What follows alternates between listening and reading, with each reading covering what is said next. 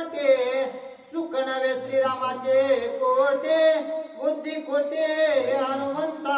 आणि जर कदाचित रागाच्या भरामध्ये त्या राक्षसाने मला मारलं आणि त्या राक्षसाने मारत असताना मी जर मेले तर मग काय करायचंय? तू सगळे जरी राक्षस मारले त्या लंकेमधले तरी माझ्या मारण्याचा बदला त्याने निघणार नाही, कारण मी रामाला भेटणं गरजेचे आहे. राक्षस तू मारणं गरजेचं नाही. तू सगळे जरी राक्षस मारलेस आणि मी जर या ठिकाणी मेले तर मग तू रामाकडे जाऊन काय शोध सांगणार? सीते एक सावध गोष्टे, मजन लगे आटाटे, माझे पुच्छ कोपल्या पाटे, मारेल कोटे राक्षस. असं सीतेने सांगितल्यानंतर हनुमंतराय म्हणू लागले, सीता माते, हे असं उगच काही बी डोक्यामध्ये वेगवेगळ्या प्रकारचे विचार आणू नका. नसल्याला संशय मनामध्ये घेऊ नका.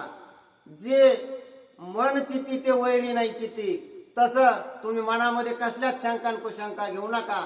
गपचिप माझ्या पाठीवरती बसा, मी आणि तुमची आणि रामाची भेट घालवून देतो.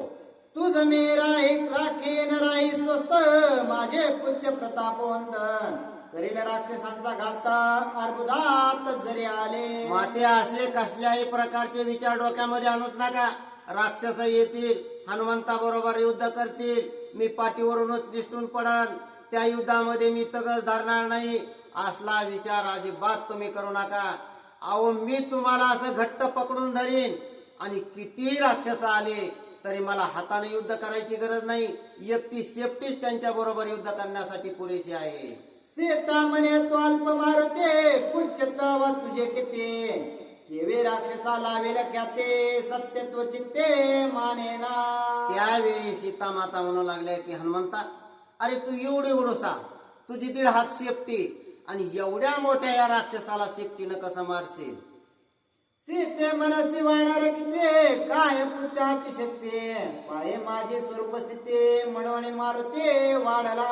त्यावेळी हनुमंत म्हणू लागला, माते, तुला मी एवढूसा दिसतो का? माझी शेपटी 1.5 हात दिसते का? तुला माझं स्वरूप बघायचं का? तर माझं स्वरूप तुला दाखवतो. म्हणून हनुमंताने आपलं अंग फुगविलं आणि त्याचं भयानक बलाढ्य अशा प्रकारचं स्वरूप त्या ठिकाणी धारण केलं. विद्यांद्री मेरू मांदार, त्याहुने वाढला वानर, जैसा प्रळय काळी रुद्र, तैसा दुर्धर झाला. त्यावेळी हनुमंताने आपलं एवढं स्वरूप मोठं केलेलं आहे, एवढं भयानक स्वरूप धारण केलेलं आहे की मेरू पर्वत माहिती का कोणाला? मला बी नाही माहिती. विद्याद्री पर्वत माहिती का तुम्हाला? मला नाही माहिती. पण त्या दोन्ही पर्वतापेक्षा मोठं रूप हनुमंताने धारण केलं असं नाथ महाराज म्हणतात. सीतेने रसी माझे सत्व, पाये माझे स्वरूप प्रभाव, देव दानव आणि मानव, राक्षस सर्व गांजीन मी. आणि स्वरूप धारण केल्यानंतर म्हणू लागला की माते, आता पहा माझं स्वरूप.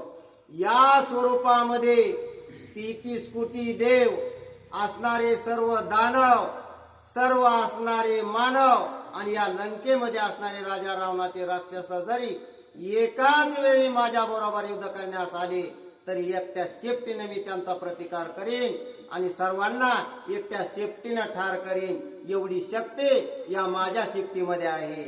माझे पुच्छ पाहे प्रतापवंत, राक्षस मारोण या समस्त, सगळी लंका तुझ समवेत, निमेषार्धार्थ नेन.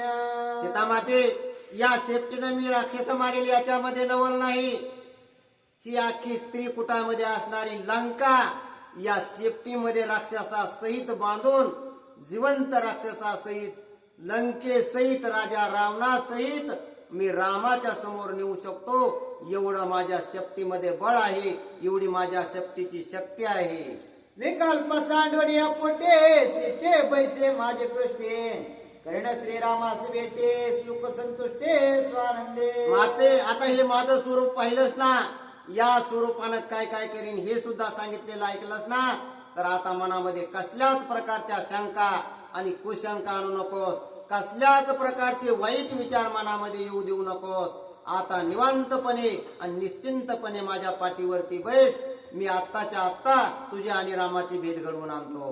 तू जन्यावया श्रीरामा प्रते, पाये माझे दुर्धर शक्ती, विकल्प सोडून या चित्ते बैस मारुते पृष्ठभागे. आता तरी माझं तू भयानक बलवान बलाढ्य असणार शरीर पाहिलंस, माझं स्वरूप पाहिलंस आणि माझ्या शरीराची, माझ्या बळाची आणि पराक्रमाची सर्व माहिती मी तुला दाखवलेली आहे.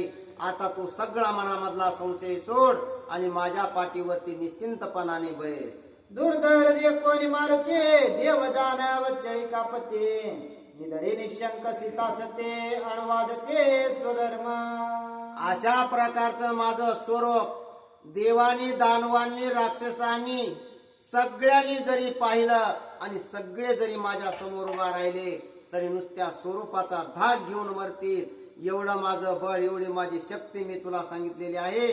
त्यामुळे आता तू कसल्याच प्रकारचे वाईट विचार मनामध्ये येऊ देऊ नकोस. मज भेटावया श्री रघुपती निधडे शक्ती तुझ मारुते. तुझे दे कोण्याच्या असते ते मज निश्चिते मानले. अशा प्रकारचं स्वरूप सीतेला दाखवलं, माहिती सांगितली. आता मात्र सीतेला कळालं की आपल्या या शंकेनं मात्र हा हनुमान हरणार नाही आणि आपल्याला पाठीवर नेल्याशिवाय सोडणार नाही. म्हणून सीता माता आता पुन्हा आणखी दुसरा संशय हनुमंताकडे व्यक्त करू लागलेले आहे. म्हणू लागले की हनुमंता, तुझं स्वरूप मी पाहिलं, तुझं बळही मला माहिती आहे. तुझ्या बळाची, पराक्रमाची मला कसल्याही प्रकारची शंका नाही. तू हे सगळे राक्षस एकदा जरी तुझ्या बरोबर युद्धाला आले तरी तू त्याला मारू शकशील हा आत्मविश्वास मला आहे. परंतु आणखीन एक मला शंका आहे. एका रामा वाचून जाण पर पुरुष आरोहण. त्याची पतिव्रते सिदूषण वेद पुराण संमत. आता मला तुझी खात्री पटलेली आहे हनुमंता. तो मला रामाकडे पाटकुळीवर बसून घेऊन जाऊ शकतोस. याच्यामध्ये मला कसलाच संशय आता उरलेला नाही. परंतु माझी जी एक शंका आहे ती अशा प्रकारची आहे की मी असणारी पतिव्रता सत्यवान स्त्री आहे आणि मी मात्र परपुरुषाच्या अंगाला स्पर्श करू शकत नाही. म्हणजे बघा आता ही शंका. याच्या अगोदरच्या 10-15 वयाच्या अगोदरच काय वेळ आलती की सीतेने हनुमंताला कडकडून भेट मारली आणि आपल्या मुलासारखी भेट घेतली. मुलाला भेटल्यापेक्षा जास्त आनंद झाला की मागच्याच ओळीमध्ये होऊन गेलं. परंतु आता सीतेने काय संशय घेतला की मी परपुरुषाला स्पर्श सुद्धा करू शकत नाही. मग तुझ्या पाटकोळीवरती बसून मी कशी येऊ. सांडवणे राम उत्तम पुरुष नर वाणरे गात्र स्पर्श. तो पातिव्रत्य महादोष हा इतिहास हरिहरा. पत्नीचं व्रत मी धारण केलेलं आहे. एका रामाशिवाय मी दुसऱ्याला स्पर्श करू शकत नाही. आणि राम असणारा हा उत्तम पुरुष आहे, मध्यम नाही, उत्तम पुरुष. आणि मग त्या उत्तम पुरुषाशिवाय मी दुसऱ्याला स्पर्श करू शकत नाही. आणि हनुमंता, तू तर वानर आहेस, मग तुला मी स्पर्श कसा करू आणि तुझ्या पाटकुळीवरती बसून मी रामाकडे कसं येऊ. अशा प्रकारची मला शंका आलेली आहे. अंगी प्रवेशून करिता गुरुपत्नी रक्षण.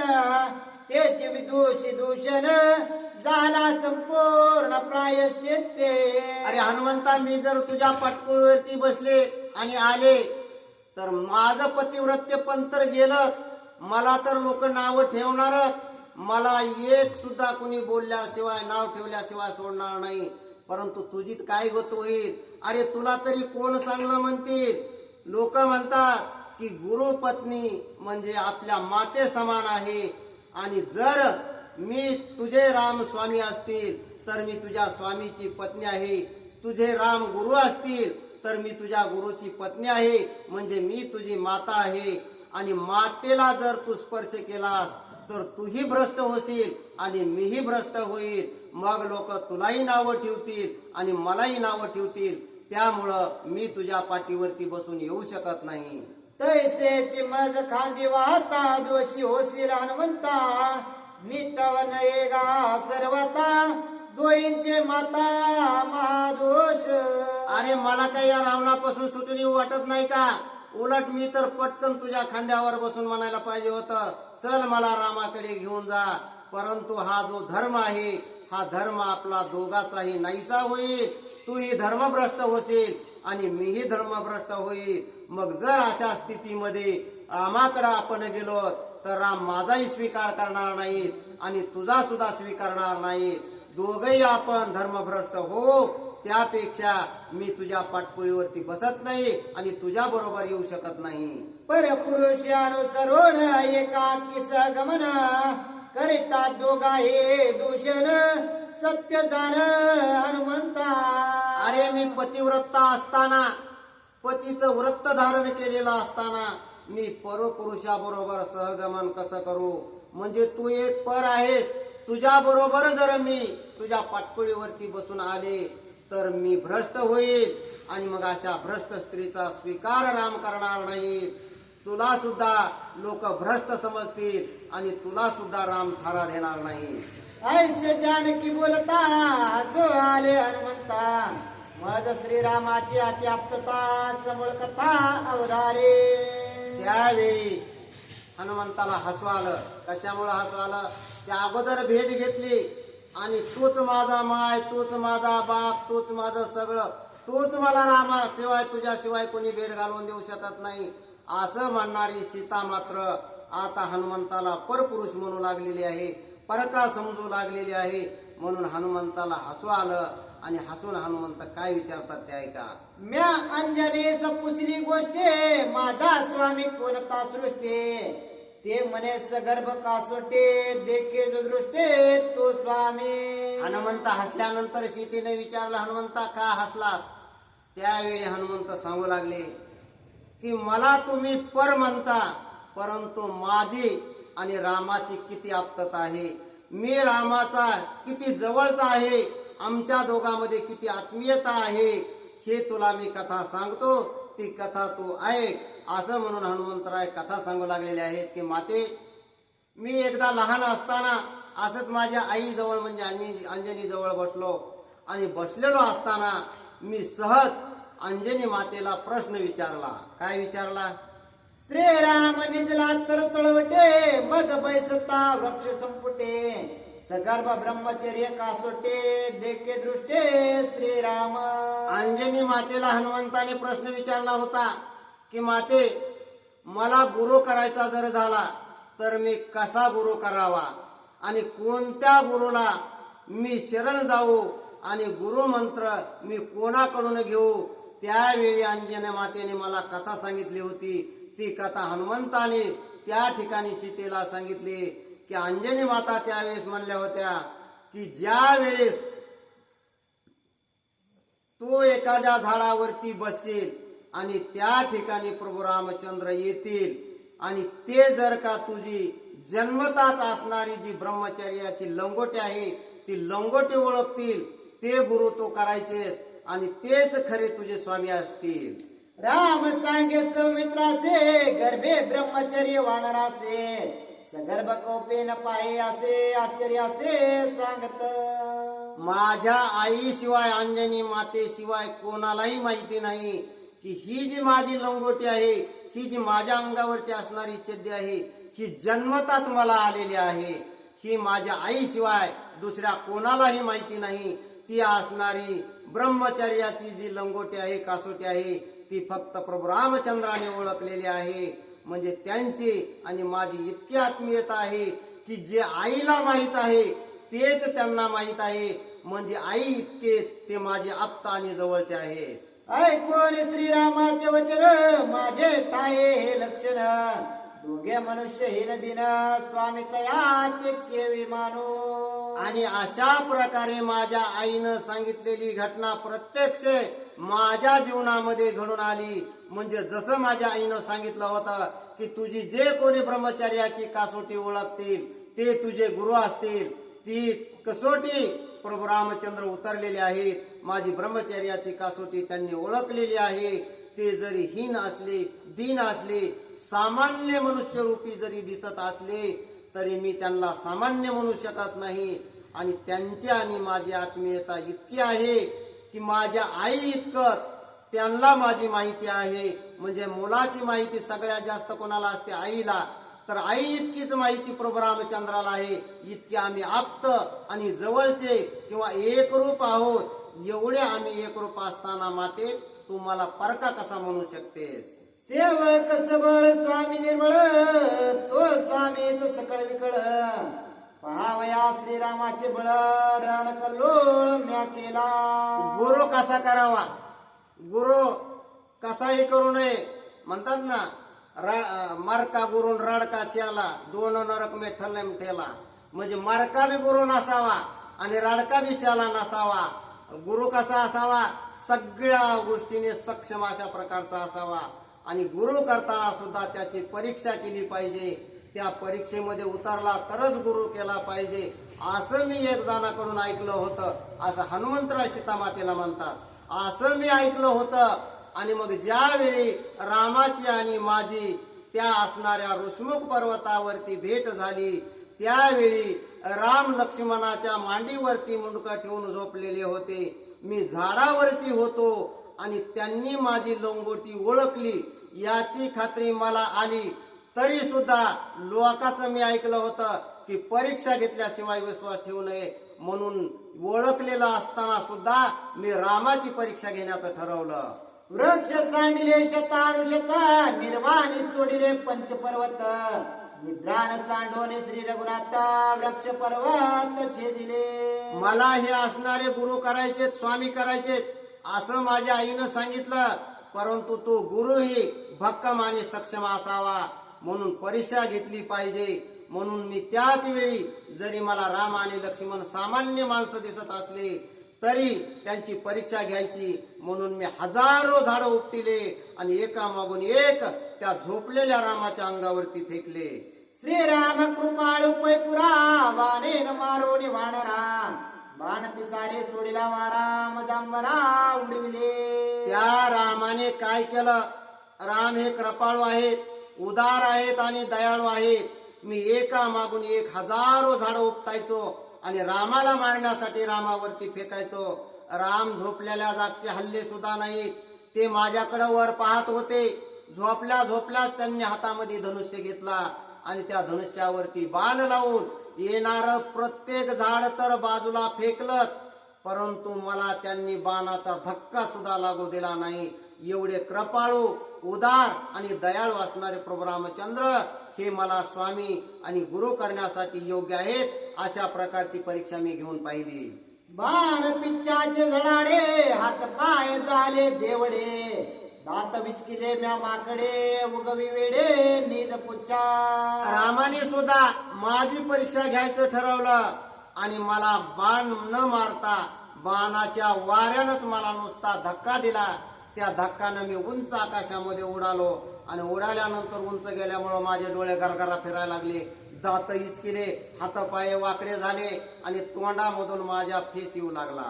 ऐसी पडता मुरकुंडे, पिता पवन लवड सवडे. येऊन या तातडे, बुद्धी गाडे सांगितले. मला वाटलं आता मी जमिनीवरती पडणार आणि मरणार. मी आता जगण्याची आशा सोडली आहे असं माझ्या मनामध्ये आलं आणि मी वर उडालेलो जमिनीकडे खाली येऊन पडणार.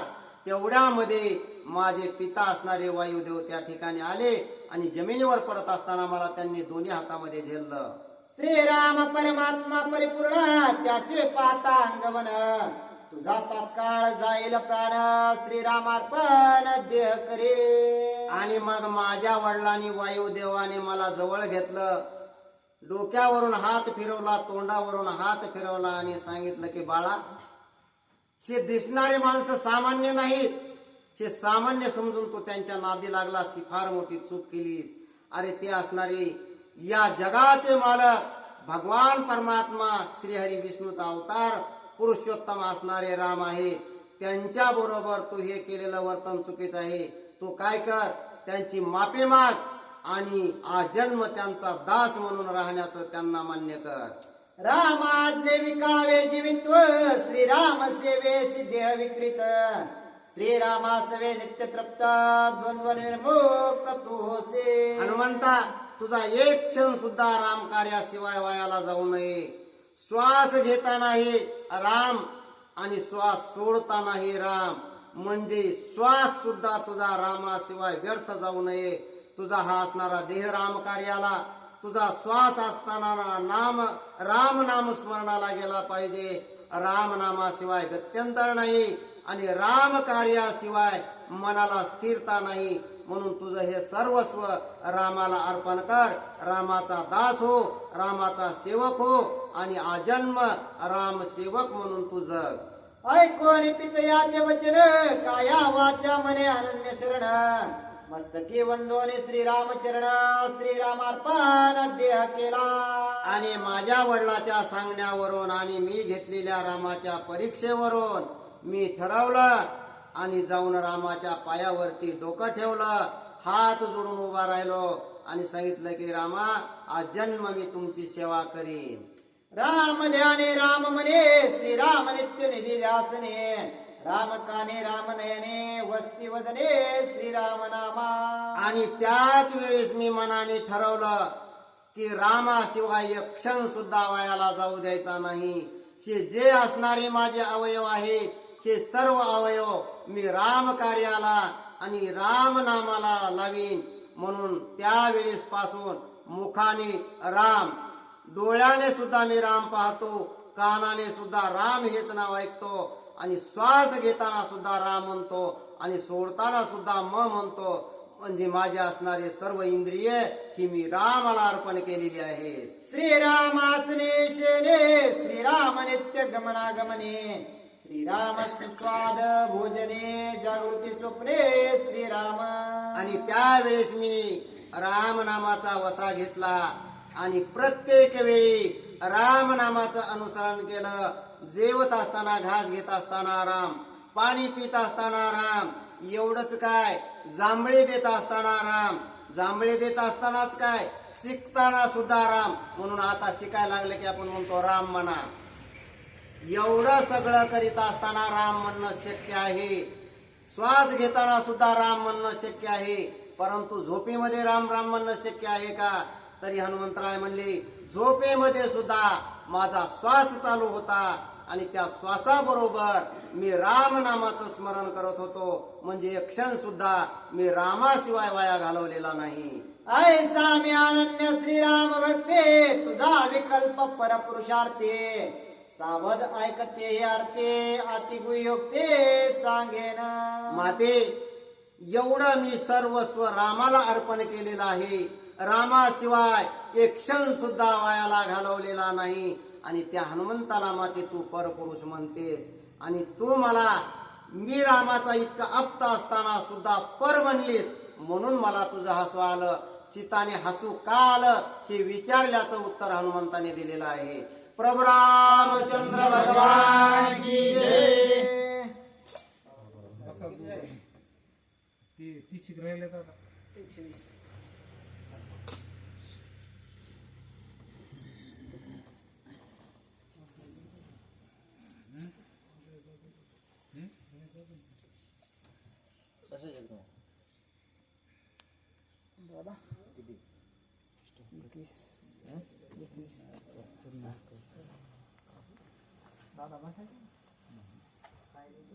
बी ब्रह्मचारी कोपिने अंजनी माता न देखे नग्न माझ्या लिंगाचे दर्शन स्पष्ट आपण पावेना. भगवान की जय. सुत हनुमान महाराज की जय. एकनाथ महाराज की जय. रेणुका माता की जय.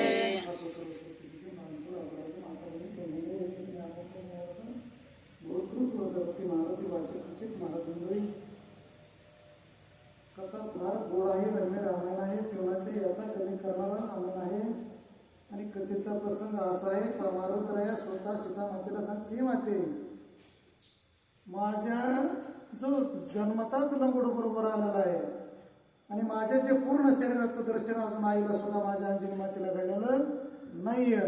आणि तू माझ्यावर संशय घेतेस, लेकरावर बाळावर, तू असं कर ते पुढचे. आईशी देखून या माझी स्थिती मुद्रिका देवने माझे हाती मज धाडी देव तुझ प्रती तुझ्या चित्ती विकल्प.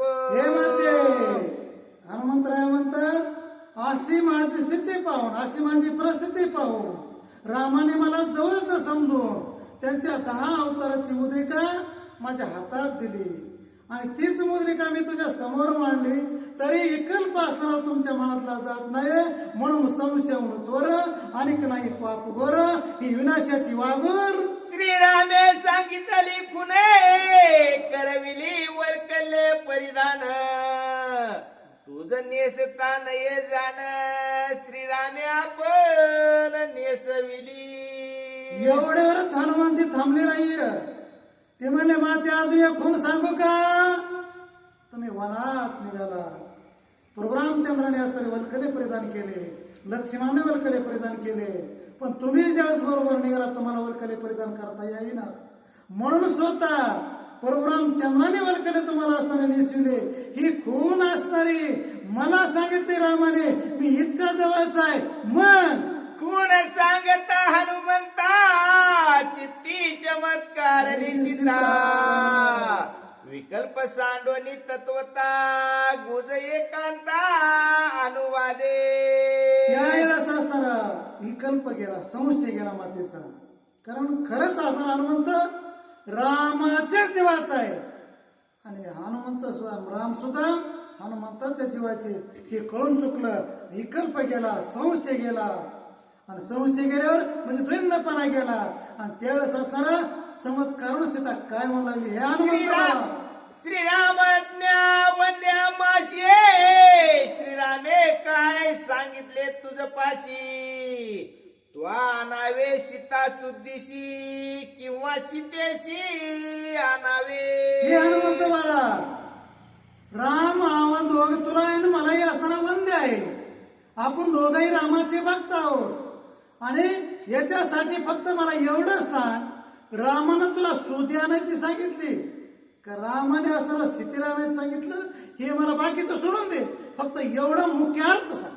जरी आणविले सीतेशी, तरी मी येईन तुझ सरसी, आणविले असेल शुद्धीशी, तरी वेगेशी त्वा जावे. रामाला जर असं सांगितलं असतं की सुधी घेऊन ये, तर तू शोधीच घेऊन जा. रामानं सीतेला आणायचं सांगितलं असतं का हनुमंता, तर निश्चित मी तुझ्या बरोबर येईल. पण तू खरंच सांग हनुमंता, तुला रामानं काय सांगितलंय? त्यावेळेस हनुमंत काय म्हणलंय का? आई शेतीने पुसताय गैवर आला हनुमंता, धन्य धन्य सती सीता निर्लोभता सज्ञान. त्यावेळेस मात्र हनुमंताला गैवर आला, रडू आलं. हनुमंत बाळाला पुन्हा पुन्हा रडू येऊ लागलं आणि स्वतः असताना रडत रडतच म्हणू लागला, धन्य ती सीता माता, महापतिव्रता पंचमहापतिव्रतातली. आणि म्हणून नवल वाटू लागला हनुमंता. सावधावधारी व माते, अशेतन बोले मिलियते, रामे आणविले शुद्धीते, हेची निश्चिते श्रीरामाज्ञा. त्यावेळेस असताना हनुमंतानं सांगितलं, हे माते सावध होऊ नये.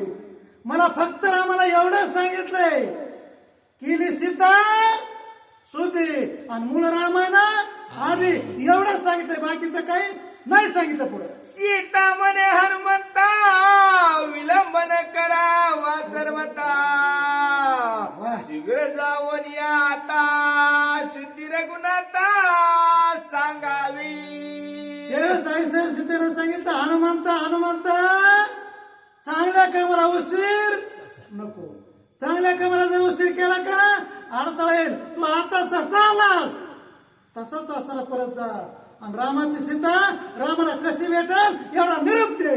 माझी कृपा आहे हनुमंता, तरी जावरी शीघ्रता, शुद्धी सांगावी श्री रघुनाथा, चरणी माता ठेवणे.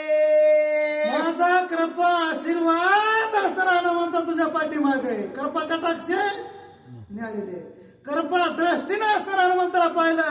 आता एवढंच सांग हनुमंता, जे रामानं इकडे येताना सांगितलं होतं का ते सीतेनं सांगितलं. रामानं सांगितलं सीतेची शोध्यान, सीतेनं सांगितलं आताचा जसं आलास तसं जा आणि सीतेचा शोध रामाला सांग बाळा. सीता नेत्री अश्रू मुखी दिने, करिता हनुमंता गमन, वानरे अंगुष्ठ दांती धरून लोटांगण आणि ज्या वेळेस असताना सीतामाता हनुमंताला निरोप देऊ लागली त्याच वेळेस असताना सीतामातेच्या डोळ्यात पाणी येऊ लागलं, गंगा यमुना वाहू लागल्या.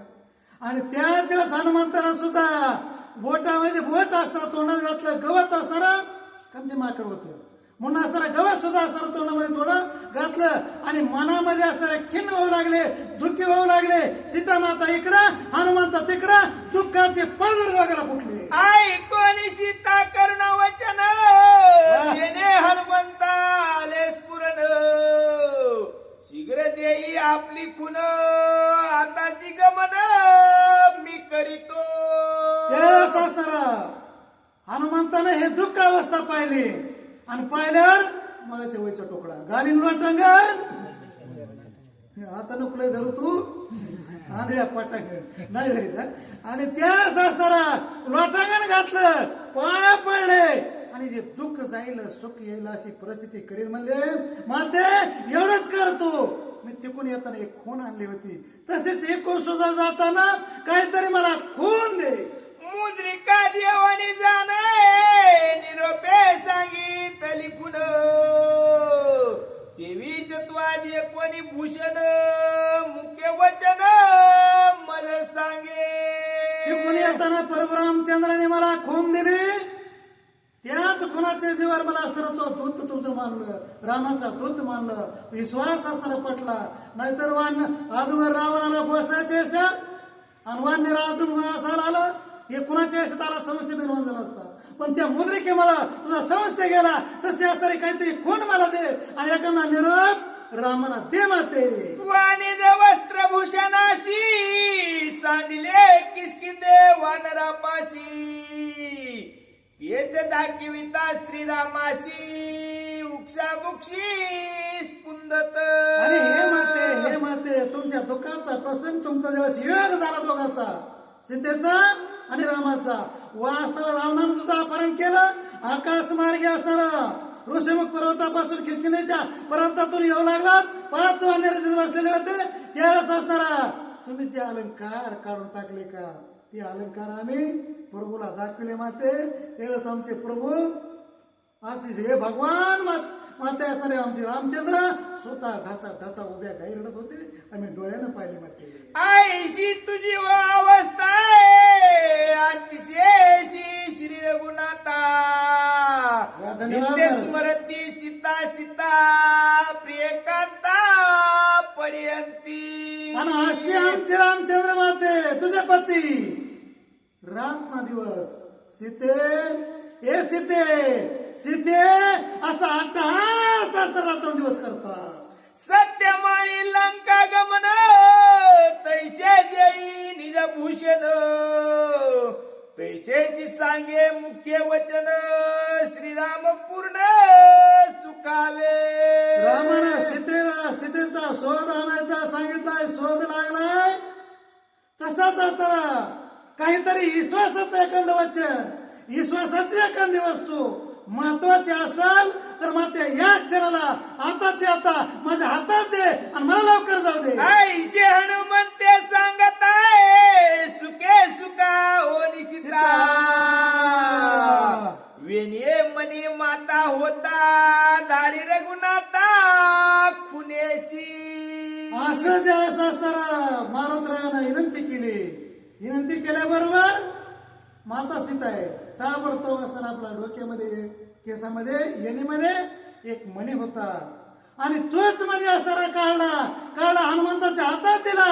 पण देत असताना माता एक बोलली, एक वचन सांगितलं, एक शब्द सांगितलं, तो फार महत्वाचा आहे म्हणा. श्रीराम सुखे सुख समेळा मन शिळेचा युक्त टिळा निज हस्ते लावी कपाळा हे गोळांगुळा खून सांगे. हे हनुमंता तू एवढाच कर असणारा ज्यावेळेस असणारा आम्ही वनविहार करीत होतो रामाबरोबर वनात असताना फिरत होतो कुठं अयोध्येमध्ये. त्यावेळेस परशुरामचंद्राने आपल्या स्वतःच्या असताना आम्ही दोघंच असताना स्वतः चंदन उगाळा माझ्या कपाळाला लावला.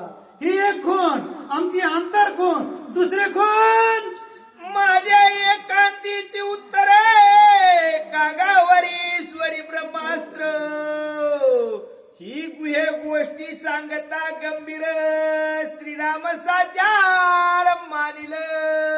आणि दुसरी असणारी आमची गुह्याने गुप्त गोष्ट हनुमंता तो आमच्या जवळच आहे म्हणून सांगतो. एक तर सीता मातेने त्याला लेख मानलंय आणि दुसरी गोष्ट हनुमंत धीर आहे. ती असताना प्रसादात त्याचा उल्लेख आहे. आणि असताना एवढंच नाही, जो आम्ही असताना चित्रकूट पर्वतावर होतो त्यावेळेस असताना त्या विजय नावाच्या कावळ्याने किंवा इंद्राच्या मुलाने ज्यावेळेस असताना माझा तिरस्कार केला, आबरू नुकसान करण्याचा विचार केला, त्यावेळेस असताना एक गवताची काडी या परशुरामचंद्राने धर्मसिका त्या कावळ्याच्या माग जी सोडली तीच काग हिंडताती लोक कोणाही नोहे आवाका शरणाला कुळ टिळका मग दर्भशिका निवारिली. आणि तो कावळा जी एक गवताची काडी परशुरामचंद्राने असताना माझ्या बरोबर येऊन कावळा अनाचार करू लागला. रामाने ते अस्त्र पाहिलं, मी हाका मारल्या, रामाने गवताची काडी सोडली. कावळा एक नाही दोन नाही तिने तळात फिरला. स्वर्ग मृत्यू पाताळ 14 स्वर्ग आणि 7 पाताळामध्ये फिरला तरी एकानं सुद्धा त्याला थारा नाही दिला. शेवटी एका संताला शरण गेला आणि त्यानं मार्ग दाखविला. वा मनेत्र घेऊन जाण कागाचा आवाज विलाप हे सांगता निज कुण श्री रघुनंदन सुखावे. त्यावेळेस असताना परशुरामचंद्राने डावा डोळा घेऊन आंधळाच केला माझ्यासारखं, पण असताना एक डोळा घेतला, एकच मोबाईल त्याचं दुईकडे फिरतंय ते आपल्याला पुढे कथा असेल, आणि तेच मोबाईल घेऊन त्यावेळेस असताना तो शरण आला म्हणून त्याचा जीव वाचविला. 1000 जरी गुन्हे केले पाठीमागे काय झाली पाहू नका, पुढे जामीन आहे तो का जेवढे गुन्हे केले तेवढे असणारे माफ करतो, पण त्याला शरण जावं लागतं आणि त्याचं थोडं चिंतन करावं लागतं. असं असताना म्हणून परशुरामचंद्राला असताना काय कर, मी असं शरण आले हा निरोप असताना ही आमची गुप्त गोष्ट आहे. हनुमंता तू रामाला सांग, आईशी शस्त्रे तुझ्या पाशी आहे तरी का धावण्या धावसी मृगा पाटी धाडीलाशे तेने रुसलाशी श्रीरामा. असे एवढे शास्त्र अस्त्र धनुर्विद्येमध्ये प्रांगत असताना प्रभू रामचंद्र तिने तळा तुमच्या शास्त्रास्त्राचा पूर्णाचा डंकाया तरी सुद्धा तुम्ही सीतामाता एक प्रकारचं तिला वाटलं राम झोपलेच काय की, म्हणून ती रामाला असताना चेतना देते आणि चेतना देऊन आपल्याला मोकळं कसे करतील, इथून लवकर रिकामे कसे करतील याच्यासाठी स्फूर्त करून त्यावेळेस असताना हनुमंतापाशी निरोप देते. तू अपराध करणी क्षमा धावण्या येऊन श्रीरामा वंदम वचन करियामा पुरुष उत्तमा कृपाळुवा. हे पुरुषोत्तम म्हणजे सगळ्या पुरुषामध्ये उत्तम असणारे श्रीरामा, मी बंदित आहे, मी दुर्बळ झाले, मी असणारे तुझी रामा भक्त आहे. पत्नी सोडून देणार पण एक भक्त संकटात आहे आणि संकट असून सुद्धा तुम्ही जर धावण्याला नाही धावणार, मला जर मुक्त नाही केलं तर पुराण काय म्हणतील, ग्रंथ काय म्हणतील, रामायण वाचा म्हणतील. लक्ष्मणाशी लोटांगण तुझे म्या व्यर्थ केले छळ, या पापाचे फळ हे जाण मज रावण गांजितो. हे हनुमंता एवढंच कर बाबा. तिथे गेल्यावर मला लक्ष्मणाला लोटांगण असताना माझं सांग का, मी एका सारी कळत न कळत चूक केली हनुमंता, आणि चूक असणारी कुणी केली मग देवाचा बाप बी असू द्या राजा दशरथ, त्याला सुद्धा 7 दिवसात राम असताना कुणाला मरावं लागलं, कारण चूक असणारी कुणाला माफ नाहीये. म्हणून मी चूक केली, लक्ष्मणाचं खऱ्या साधूचं मी छळन केलं नाही, तोच असणारा हा विश्वास त्याच्यावर दाखवला आणि म्हणून माझ्यावर 1 नाही 2 नाही 6 महिन्याची त्या साधूत माझ्या मालकात आमच्यामध्ये असताना अंतर पडलं. या शपनात येऊन असताना मला राक्षसाच्या बंदवडीत राहावं लागलं. छळन पाप अति अद्भुत सीता आणि श्रीरामात आडवे आले सिंधू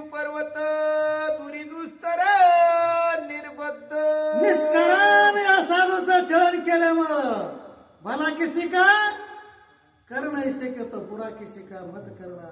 मी साधूच छळ निष्कारण केलं, काही कारण नव्हतं. मी आणि त्याच्यामुळं त्यावेळेस असताना आमच्यामध्ये मोठा असताना 400 कोसाचं समुद्र, मोठमोठाले पर्वत दर्या, त्रिकोट नावाचं असताना शिखर हे आडवे आले.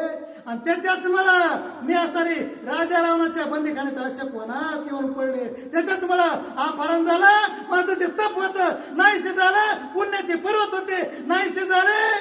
आणि म्हणून मला रावणाच्या बंदीखान्यात यावं लागलं. का?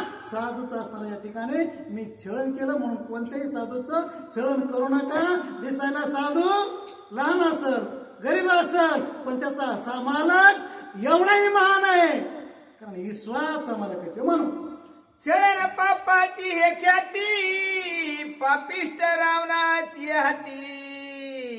बंदी पाडली सीता सती, श्री रघुपती क्षोभला. मी निष्कारण त्या असणारा लक्ष्मण साधूचा असताना छळण केलं, अपवाद ठेवला नाही. तो शब्द असणारा हृदयाला लागल, कानात तेल वाचल्यासारखा कडक हृदयात जाईल असे शब्द मी लक्ष्मणाला तीक्ष्ण बोलले हनुमंता. आणि म्हणून मी या रावणाच्या छळणाला कंटाळून राक्षसाच्या बंदवडीत अपहरण होऊन येत असताना आता रामापासून, माझ्या भगवंतापासून आणि लक्ष्मणापासून माझा बराच अंतर पडणारे हनुमंता मी काय करू. छळण पापाती दारुण, ना श्रीराम ना लक्ष्मण. राक्षसाचे नित्य छळण, मजम्या पूर्ण छळीले. एक साधूला निष्कारण छळल्यामुळं आणि जवळचा साधू आहे, जगरची बोरांबट असते. आणि म्हणून असताना त्या ठिकाणी घरचा साधू आहे, त्याचं छळण केलं, हिळसांड केली, अपमान केला, दुरून ढकलून रामाच्या पाठीमागं पाठवला, मी हरणाच्या पाठीमागं पाठवला. आणि म्हणून माझं अपहरण झालं. आणि छळण झाल्यामुळेच न राम न सीता न असताना लक्ष्मण आमच्या ताटा तोडतिगाच्या 3 वाटा केल्या. हनुमंता मी काय सांगतो. लक्ष्मणाशी लोटांगणाता, अनन्य शरण श्री रघुनाथा.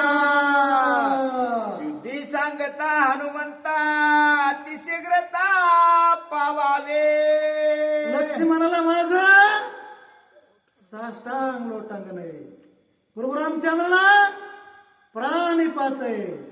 आणि माझा शोध लागला हे यश असताना तुला, पण एवढंच कर हनुमंता. काय यश श्री अवधारे, ज्ञान वैराग्य ऐश्वर्य ही बरेच गुण असणारे तुझ्याकडे, पण तुला यश नावाचा गुण प्राप्त झालाय. म्हणून हनुमंता तू कीर्तिवान वाचील, यशवान वाचील. आणि एवढंच नाही ते पुढं एका जनार्दन शरण, पुढे गोड निरूपण.